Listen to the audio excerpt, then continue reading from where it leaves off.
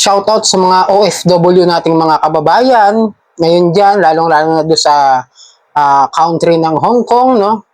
May lumapit sa akin na OFW at maraming salamat sa pagtitiwala. Susubukan kong gawin yung lahat para matulungan kayo. Kung sakasakali, tatry natin na i-file or i-forward natin sa PAOK bukas, no? Tatry ko lang po talaga yung pinaka the best na magagawa ko. Kasi ang focus po talaga ng PAOK bukas ay yung mga magbibigay ng sworn affidavit ng reklamo doon sa mga abusadong OLA. Okay? Pero bago ang lahat, maglalambing ako sa inyo na paki-follow po ang aking mga social media account ng Facebook, TikTok at ang aking YouTube channel. Paki-like na rin po kung nakatulong sa inyo ang video ito at paki-share na rin po sa ibang mga OLA victim at hit nyo yung notification bell para updated po kayo sa mga videos na ginagawa natin dito about sa usapang OLA. May kiklear lang po ako, disclaimer ko lang, no? May mali ako sa sinabi ko kagabi, doon sa isa kong video yung kagabi, no? Supreme Money is SEC registered. Nalito lang po ako, honest mistake, nalito lang po ako dun sa Support Safe Loan PH, no? Yung support ang hindi pala registered, yung support safe loan ay under ng Excellent Era, okay? Wala po sila sa list ng SEC online lending recorded platform. Etong si Supreme Money, nakarehistro po siya sa list ng SEC online lending platform. Okay, linawin ko lang, honest mistake lang po.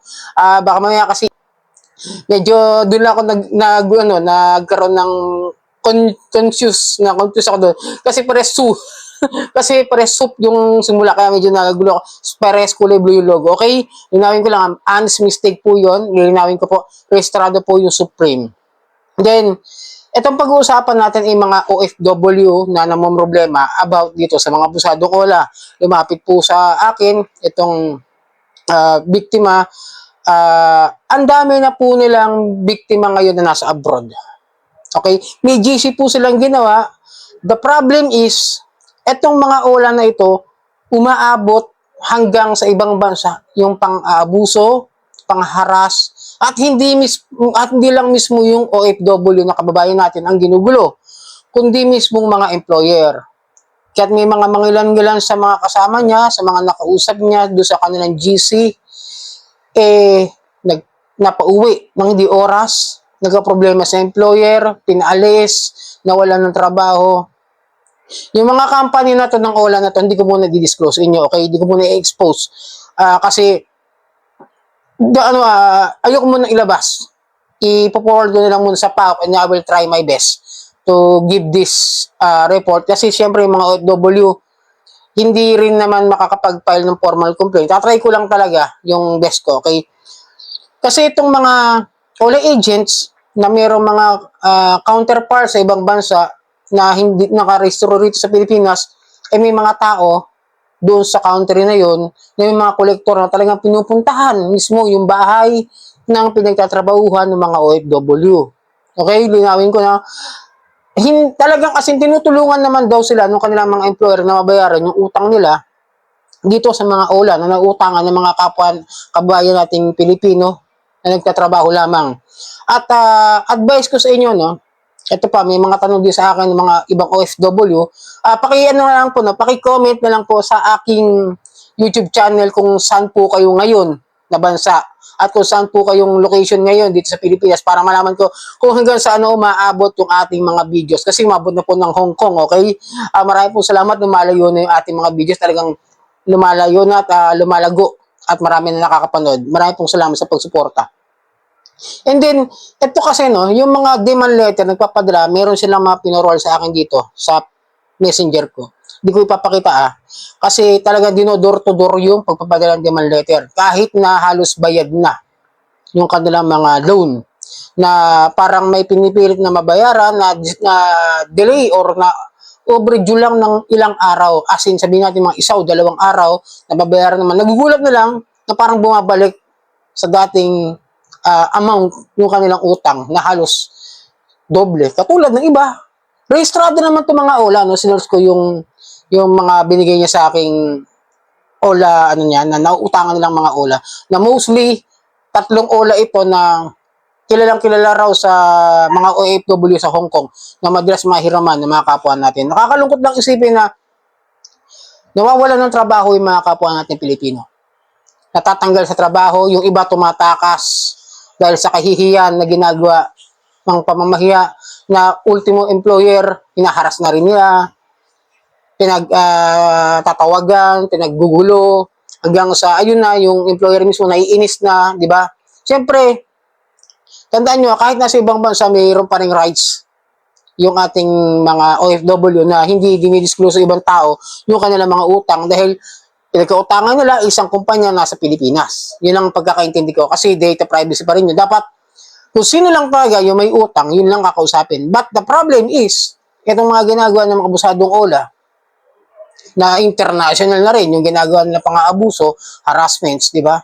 Talaga nakakasira na sila ng hindi lang buhay ng isang tao, kundi buhay ng ibang tao na hindi naman involved doon sa problema nung taong nagkaroon ng problema sa utang dito sa OLA.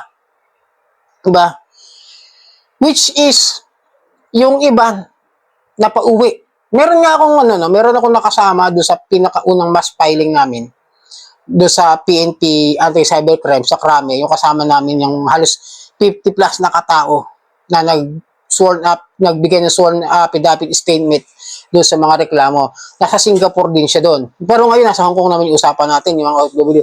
Singapore siya, napauwi rin siya ng di oras dahil dito sa mga ginagawa nitong mga abusadong OLA na talagang nagdo-door to door, inaakyat yung mga bahay, yung mga condo units yata, something like yung pinapasukan ng mga amo, no?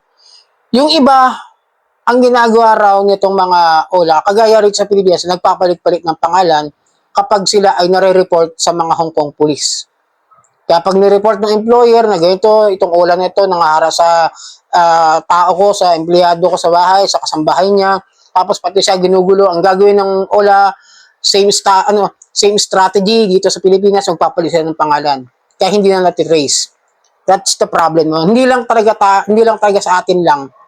Ang problema dito mga abusadong OLA, even in the ROFW na nagsisikap lang mabuhay, matulungan yung pamilya nila makaahon sa kahirapan. Nakakalungkot isipin na kapwa natin Pilipino yung gumagawa ng dahilan para bumagsak yung mga kapwa natin na nagsisikap umahon sa kanilang sitwasyon sa buhay para lang makaahon yung mga mahal nila sa buhay, pamilya nila, di ba? Tapos sisirain lang dahil dito. Nagkaroon lang ng utang na, sabi natin, hindi naman katulad sa atin na 1,000, 2,000 yung mga nautangan. Dito, malalaki. Malakihan ng hiraman dito sa mga OFW. Talagang asin, talagang 20, 30, 50, something yung kanyang inaano sa akin, sinishare dito. No? Pero, sana matugunan talaga ng ating gobyerno yung bigatan ng husto, yung as in talagang mabigat na parusa para sa mga abusadong OLA pag napatunayan na hindi lang sa Pilipinas nila ginagawa yung pangaharas, di ba?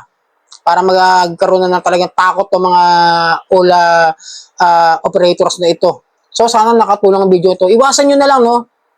Advice ko sa inyo mga kapwa OFW, iwasan nyo na lang umutang sa mga OLA kahit nasa ibang bansa kayo. As in talagang kung kaya nyo gawan ng paraan na sa iba na lang kayo manghiram. So, sana nakatulong ang video ito. Muli, maglalambing ako sa inyo na pakipalo po ang aking mga social media accounts, ang Facebook, TikTok at ang aking YouTube channel. Maraming pong salamat at hanggang sa muli.